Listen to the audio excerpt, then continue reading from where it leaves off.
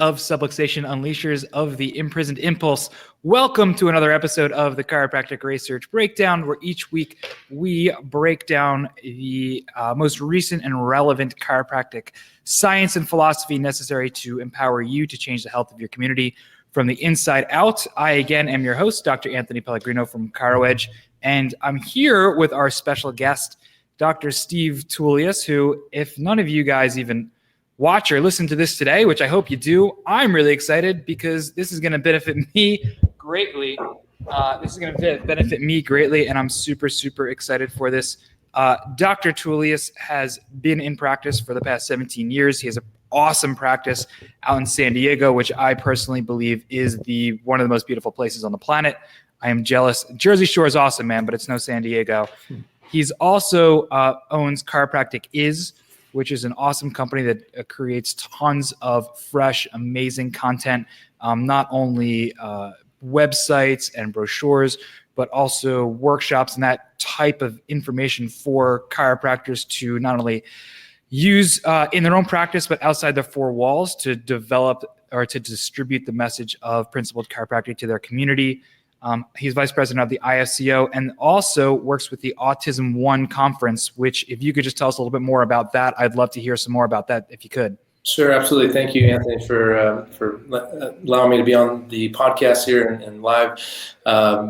Appreciate what you're doing in chiropractic to get the science and research out there to the chiropractors. And so Autism One is a conference that's been going on for 17 years, brings together the top researchers around the world, as well as parents. It's parents-driven, trying to get parents information to help recover their children. And so last year was the first year that I helped organize the pediatric chiropractic continuing education track. So it's coming up again May 23rd through 25th in Chicago, which is, I guess, next week. And super excited about that and the potential that it has to build bridges with other professionals and get more chiropractors helping more kids and families with these challenges. That's awesome. Well, I know we are all grateful for everything you're doing with that and helping to spread this message. So let's jump into it. The reason I reached out to you was you and Dr. Liam Schubel, who we all know and love, have been putting out to me this paper. And if you guys are watching live, I'm going to hold it up right here. It's in black and white, not color. I apologize. But it's called The Scientific Basis for the Salutogenic Management of Vertebral Subluxation. It is a list, a collection of case studies, literature reviews specific to chiropractic, specific to just physiology, normal physiology, chiropractic research, osteopathic research, medical research, all just compiled that validates the one thing that we as a profession should stand for. And I've been going through this, and it is just beautiful stuff that I've seen before, stuff that I think is awesome, stuff I'm taking notes on. So before we dive into the material and the content, I think what we got to know is, and it's unfortunate that this has to be the question, I think, but like we mentioned your CV and all the stuff that you're involved with. Why did you need to write this and put this together? Yeah, so I certainly didn't want to do it. I certainly don't enjoy spending time doing that. However, I have a moral obligation to, and a couple points. One, it was really spurred by a situation in Canada. I hope the viewers, listeners are aware of this. In Canada right now, as well as in Australia, there's a very strong attempt to limit chiropractic to the musculoskeletal treatment or to the treatment of musculoskeletal conditions. And as you're aware, I have the Unraveling Neurodevelopmental Disorders program, which I help doctors put those workshops on in their practices to help children with these various challenges. And one of my clients with doctors in Canada received notice that they could no longer give that presentation because it was outside of their scope to talk about such things. And so I created it to help give them ammunition. I felt a fiduciary responsibility to help them, but more so the bigger picture to help combat this outright attack on chiropractic as we know it, which is part of a huge agenda that's been going on for many years. I know, I've been in practice for 17 years. Doctors, students, those of you who are not aware of it, there's a very organized attempt within our profession to limit the scope, to bring us closer to primary care physician status for third-party reimbursement, and to finally get acceptance, by the medical community in that low back pain, neck pain model. And so this is going on in Canada. I decided I was going to put this together. I had no idea it was going to get as big as it did. And eventually it's going to, hopefully it's going to turn into a full paper that we have published. Dr. Brian Dooley from Sherman College of Chiropractic, a professor there, and also a board member of the IFCO, is going to work with me, and we're going to work to really create the content to go with it, and even more research backing it too. That's awesome. That's awesome. Well, I was want to kind of dive a little bit deeper, because it feels though to me, I mean, like for me, I've just, I've been in this like podcast and the overarching game for, a year. I've been in practice for 3.5 years.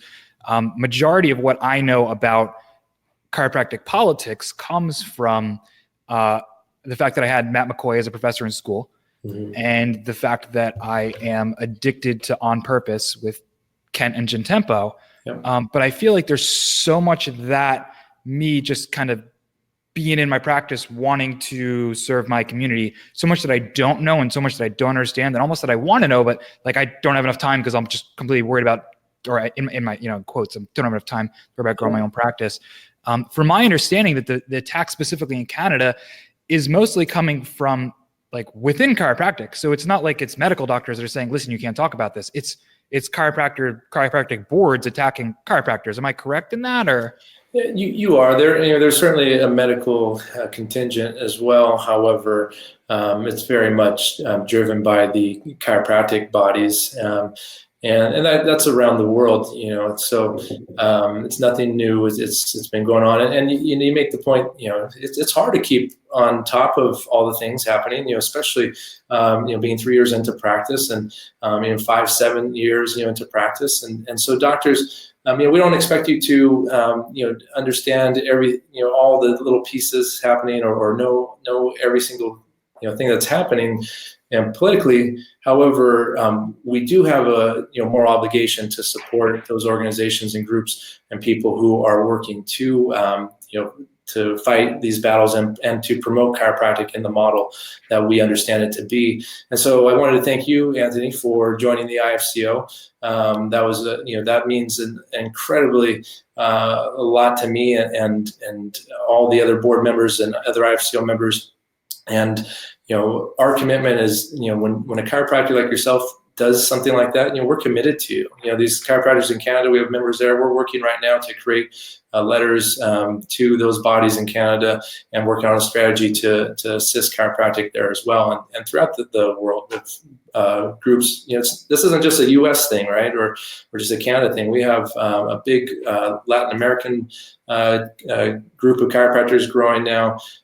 So IFCO is definitely the group that young doctors want to be involved with, because you can't do everything. So you need these political bodies to help get the message out.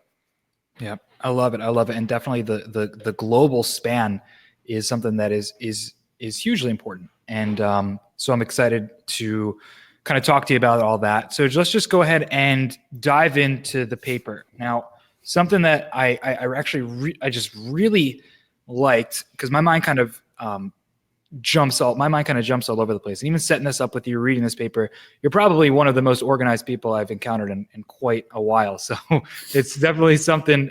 I don't know if anybody has ever told you that, but it's fantastic, Doc. You have 5 premises of the salutogenic model or management of vertebral subluxation.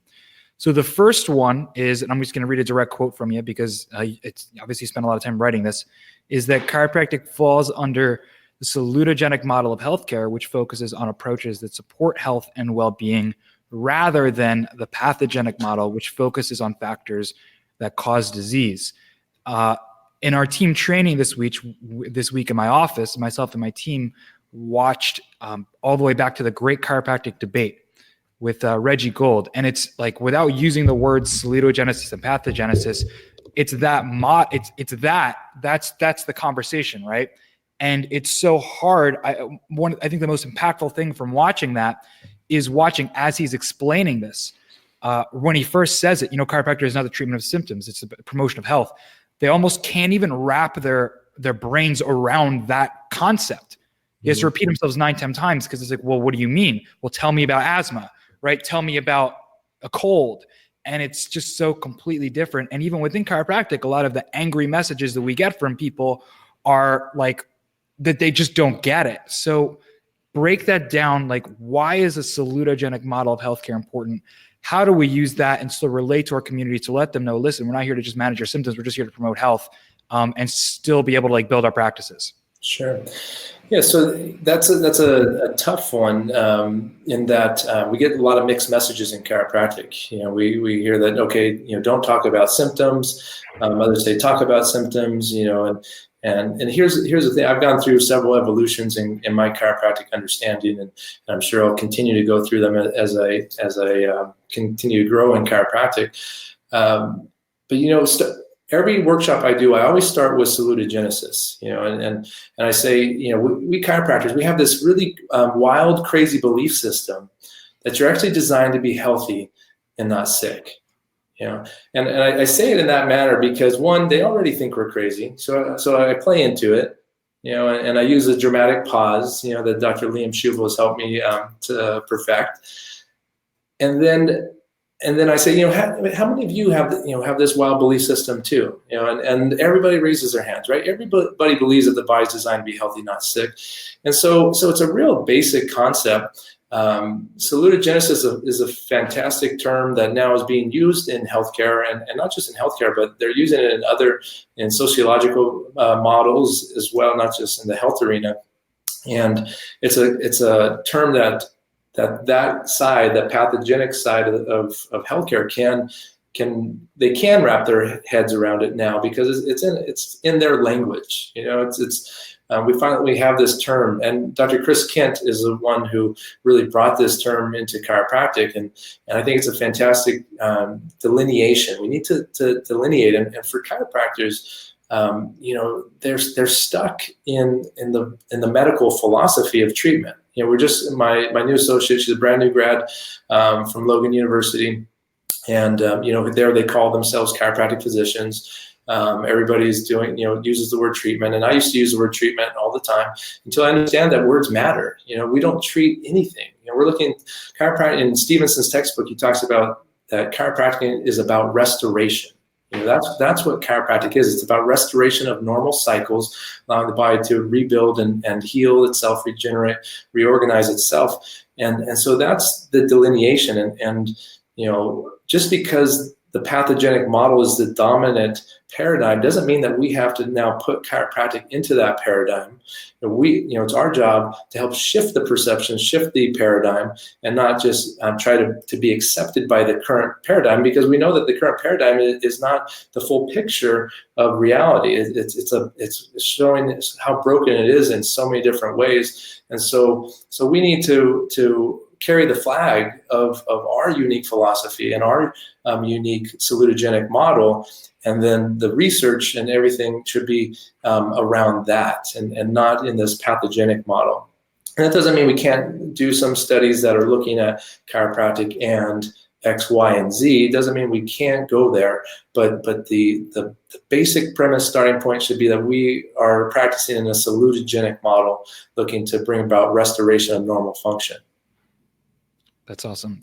Yeah, I love just the concept and looking at salutogenesis. And I do a lot of training with the ICPA, and I love their focus. I know you, Royce, I missed it in the intro. You used to be a contributor. I don't know if you still are, but a contributor to Pathways as well. But the emphasis on salutogenesis has been just every seminar. There's something that we're talking about, because it is the model that we're going to. Or that we should be. And it's not that there isn't a place for a pathogenic model. I mean, emergency care. I was an EMT for 12 years. My wife is a neonatal ICU nurse. And obviously we both love chiropractic care. We're not saying that that's bad, right? It's just they're just different, and they're both necessary for a society. And I think that's just something that's so difficult for people who aren't just indoctrinated into, not necessarily indoctrinated, but aren't just in this field and in this see people just making positive decisions every single day to be healthy, that it's just really, really, really difficult to wrap their head around. So keeping that at the forefront of your seminars as the most important, the number one premise in this paper on vertebral subluxation, before we ever even use the word subluxation, I think is crucially important. Premise number 2 is where I start to get really overly excited. By the way, that's water I'm drinking, not coffee, Doc, so don't think I'm going to try to talk any quicker. But it's the dysautonomia, or autonomic nervous system dysfunction and dysregulation, causes degenerative neurophysiological cascades and negative overarching health consequences. Now, I love the list. And from that point, you just have article after article after article after article that's listed. And what I find interesting is that most of the articles that you're listing there don't have a chiropractic author, right? I mean, You can go in PubMed right now and search for like heart rate variability, or search for, sympathetic dominance, and see everything from metastasis of cancer to Meniere's disease. Right. And it's not something that's a chiropractic principle that the nervous system is related to these things. It's just that's the truth. So if you could speak to kind of where like dysautonomia and symptoms of where chiropractic and salutogenic kind of plays into that, I'd love to learn more. Yeah, the current paradigm is trying to link dysautonomia, hypersympathetic nervous system, low vagal tone. They're trying to link those things to the X, Y, and Z, right? To the cancer, to the Meniere's disease, to epilepsy, to PTSD. They're trying to, because that's how they do things. And I did list a lot of those papers. However, at the beginning, the first list is talking about metabolic syndrome. It's talking about preceding factor in a host of dysfunction in the body. So now they're actually starting to really, adopt our viewpoint of normal physiology and what happens when we don't have normal physiology. And so we've always understood why, dysautonomia or interference in the nervous system leads to or can lead to a whole list and various dis-eases, and which medicine then calls various names, because the body's breaking down. It's not organized. It's not having the proper messages, and it's building itself sick and not well. It's really that simple. Now we know through great tools like heart rate variability, which is the gold standard in healthcare. Not in chiropractic, it's the gold standard in healthcare for measuring the autonomic nervous system balance and function. And so, I implore all chiropractors to begin to utilize this in their practices, so that you can start to really educate the population in your communities.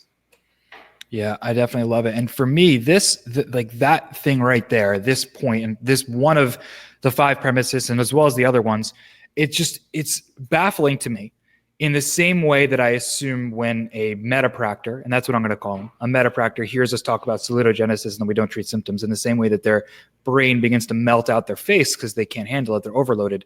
That is my reaction when somebody says there's no evidence for the presence of subluxation. And it's like not even, it's like literally we measure this, it's not even research, it's chiropractors all over the world use this as an outcome measure.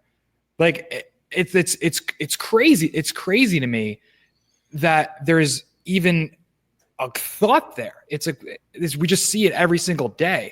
Where do you think that disconnect is coming from, and how do we combat that? How do we relate to these people? How do we show light?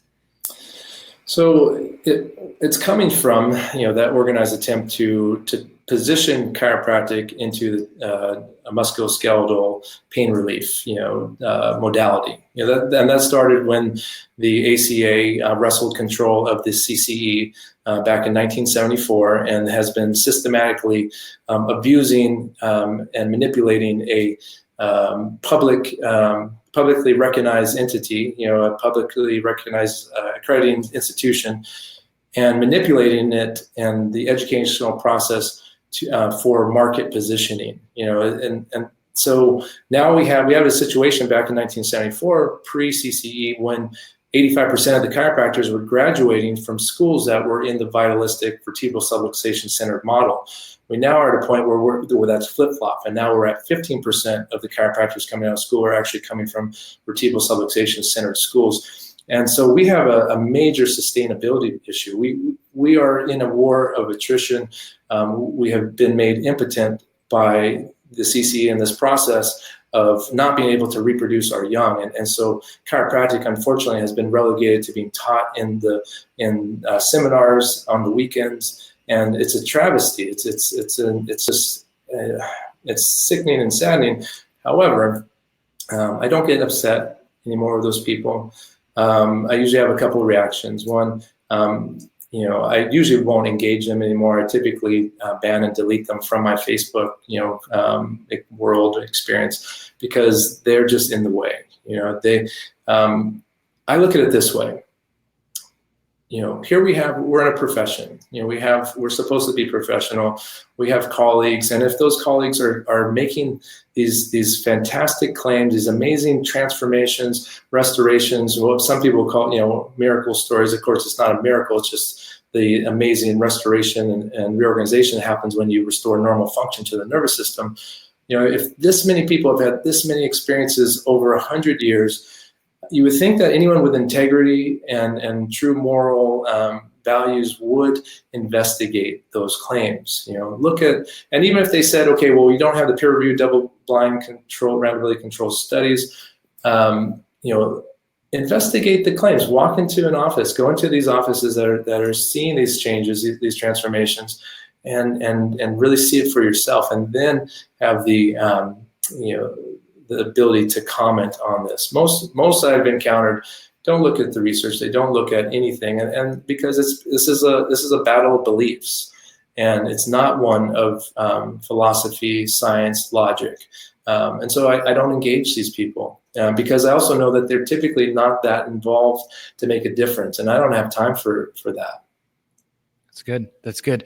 Yeah. So I take a little bit of a different approach right now. I actually retarget them because I find it hilarious. So I guess it's, my wife's not happy with the time I spend on it, but that's where I'm at right now. So I'll take up that front right now. You ban and delete. I'm going to retarget. Well, I will say this, Anthony. I was in the same position, and it was extremely valuable to refine my understanding, my communication, my ability to engage these people, and it did provide a lot of value for me and for other chiropractors that witnessed it as well. 100%. Well, I appreciate you for that. Now, I know you got other events going on, so we're going to keep diving through interventions that address the autonomic nervous system, address the autonomic function, produce positive physiological health outcomes. Once again, you can look at chiropractic specific articles. You can look at how the medical field is going. Go on PubMed and search transcutaneous vagus nerve stimulation and see what I love there is that they're going from implants. They're saying, well, we want to be less invasive, so let's go transcutaneous now, and finding amazing changes, the exact same changes as these vagal nerve implants. Right. Yet we as a profession still say the nervous system has nothing to do with that, and chiropractic doesn't affect that, but whatever, we'll go past that. You can look at osteopathic research. You can look at all these different things. Basically, anything that addresses the function of the autonomic nervous system is going to see physiological changes. What do you want us to take from that?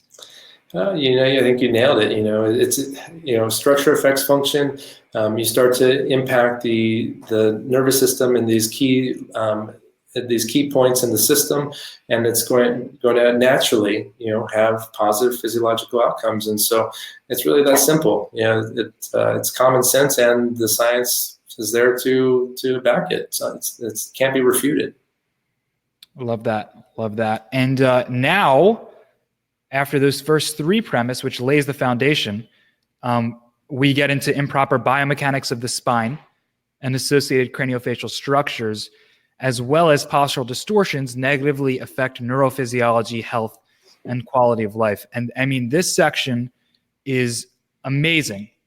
And part of the reason that I love this so much is that the different models of subluxation that you bring into it. You have studies that are bone on nerve that you reference.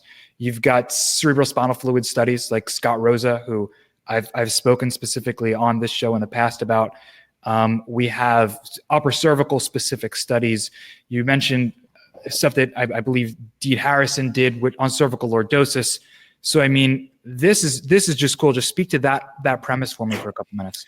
Yeah. So, what I found really cool, especially in this section, was looking at wanted to right now in autism. I'm going to be speaking on early life stress and the impact on the developing nervous system, and even how that leads to scoliosis too. So I found papers on. I wanted to find out what happens, when there's torticollis, plagiocephaly, imbalances, facial asymmetries. And there's really cool research out there from other professions, in the dental field, in the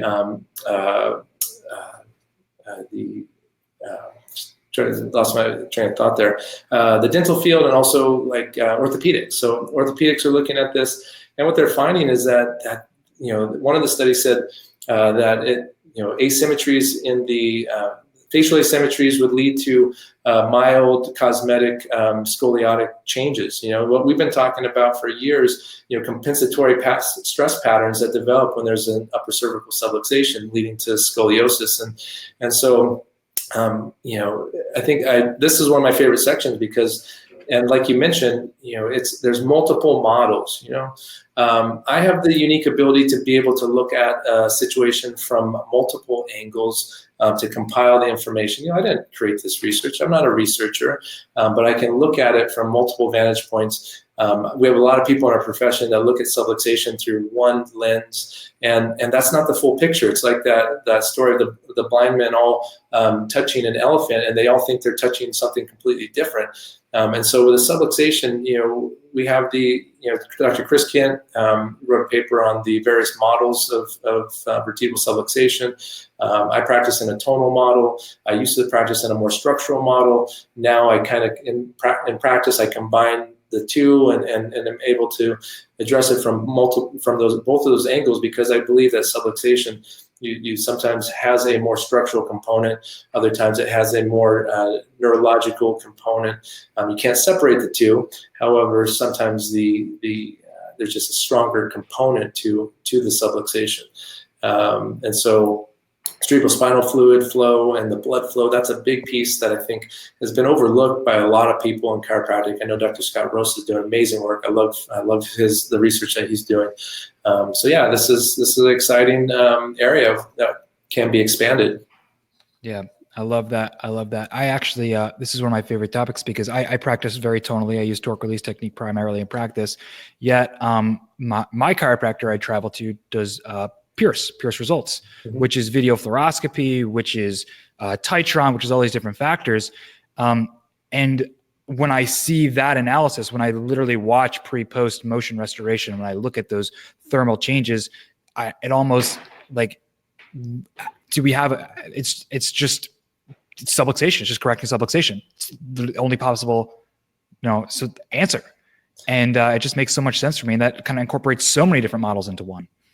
Yeah, a lot of chiropractors have a hard time seeing that subluxation can be addressed from multiple vantage points. I look at it, we're talking about an open dynamic system. This is why Logan Basic works. This is why Activator works. This is why upper cervical specific works. This is why tonal works. This is why all the different systems work, because we're looking for a window into the nervous system and making an adjustment to release that stress and interference at a key location.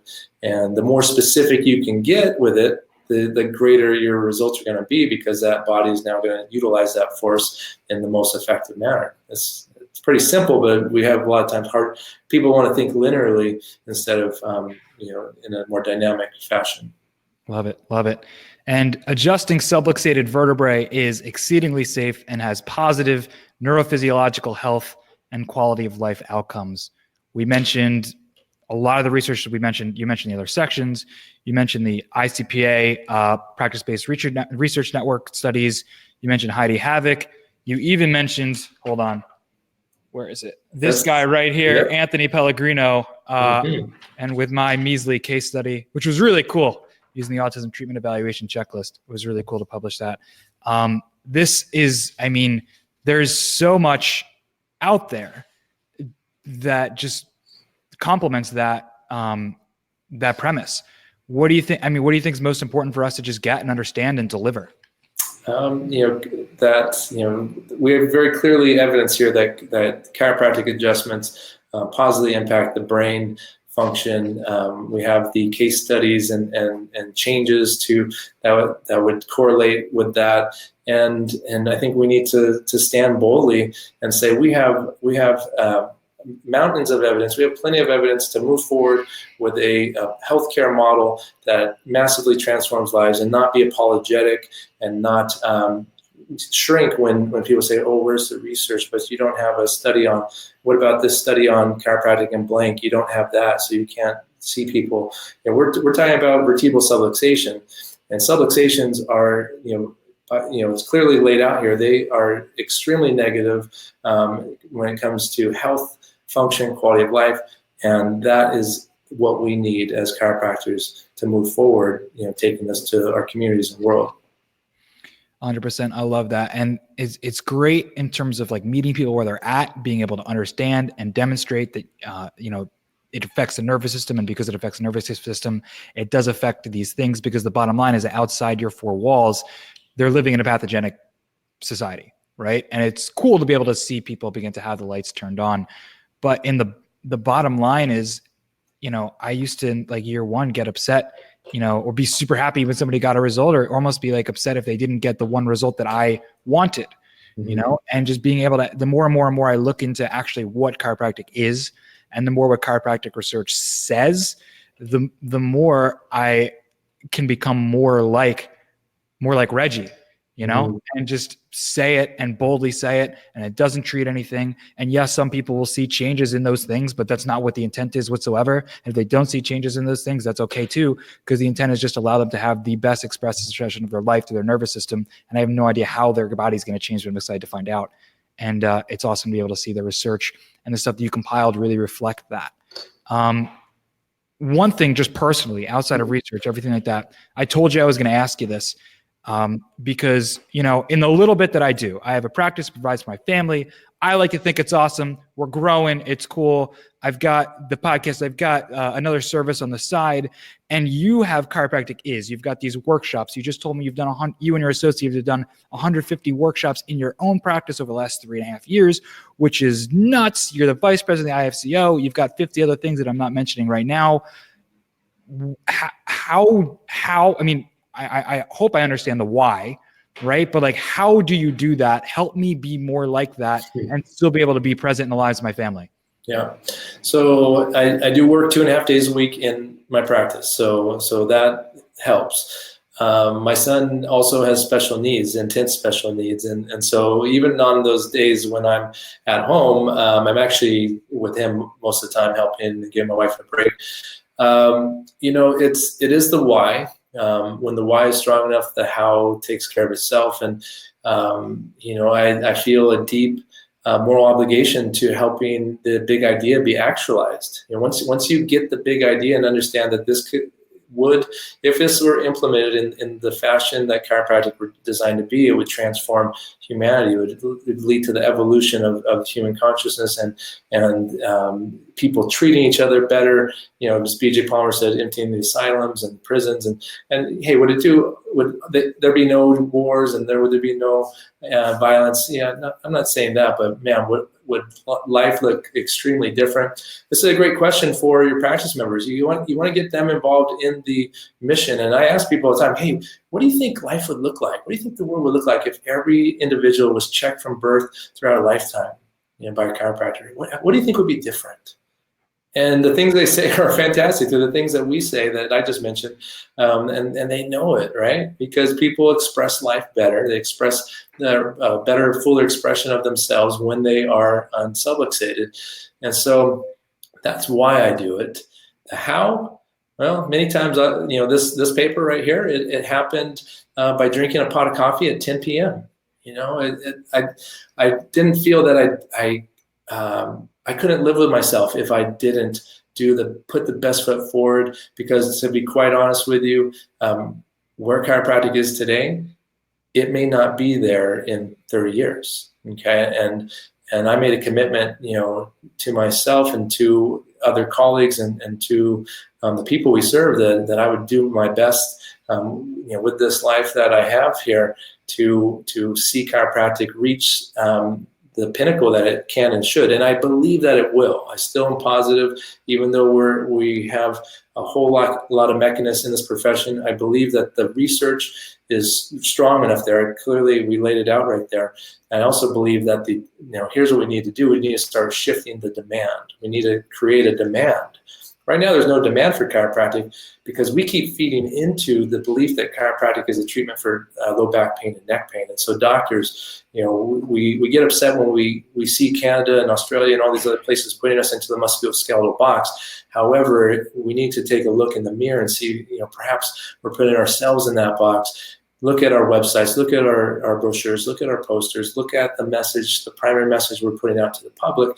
And if we're putting out this back pain message through Facebook ads and other things, then really, we're also a big part of the problem. So we got to shift our message and our practices. We got to start speaking out louder, and we got to support the organizations and people that are working hard to protect and promote chiropractic in its purest form. And so thank you, Anthony, for everything you're doing. 3 years out, you're kicking butt. Okay, you're pulling your weight and more. And so doctors, if you're listening to this now and you're not feeling like you're doing enough, it's probably because you're not. And that just means you need to. If you can't right now, you can support in some ways. You can support something like the IFCO financially. You can give to the Foundation for Vertebral Subluxation. You can do all sorts of different things. Or you can give your time. Okay, give up that binge watching of some show on Netflix. Give up some of your time. Drink that pot of coffee at 10 p.m. Those are the things. I'm not saying do it every day. Because then that's when you get sick, right? So, but we got to carry the weight. There's a great quote in The Glory of Going On talking about that. If we all did our part, this would be a whole lot less work to do. So, thank you, Anthony, for what you're doing. Cool, man. Well, I wanted to thank you so much for taking time. Obviously, you've got tons of things going on in terms of your own family life, in terms of your own practice, in terms of all of your businesses, in terms of your volunteer, in terms of I'm running out of breath going through. So I wanted to thank you for taking the time to spend with me. Just real quick, if you could any parting words, as well as how anybody who wants to connect with you, find you, learn from you, buy your stuff, whatever it is, how they can best find you, and a parting word. And I think we'll let you go after that. Sounds good. So the best thing, and realize this served me too. I'm about to give a workshop tonight. I'm gonna be fired up, because I got the opportunity to share, our love for chiropractic here. And so to find me on Facebook. That's the best way to contact me, connect. My website, chiropracticis.com. If you want this vertebral subluxation, document that we just talked about, it's chiropracticis.com/resources. And that's there for download. We have a lot of the cool free resources there. And so my final parting words is, we have to take this obligation very, very seriously. We also have to take care of our families too. But, I get the opportunity to do both. So we got to create balance. We got to be massively successful in practice. That means stepping up, getting over your fears, not being afraid to share the chiropractic story and the truth here. And then become extremely successful so that you can invest in chiropractic time, energy, money. And thank you for holding the line in your communities. All right. Well, thank you so much for joining us, Dr. Tullius, like Julius, the song from Fish. And guys, thank you guys so much for joining. I hope you guys got a ton of value from this. Keep checking it out. Get out to your community this week. Go slay some subluxation. And I love you all.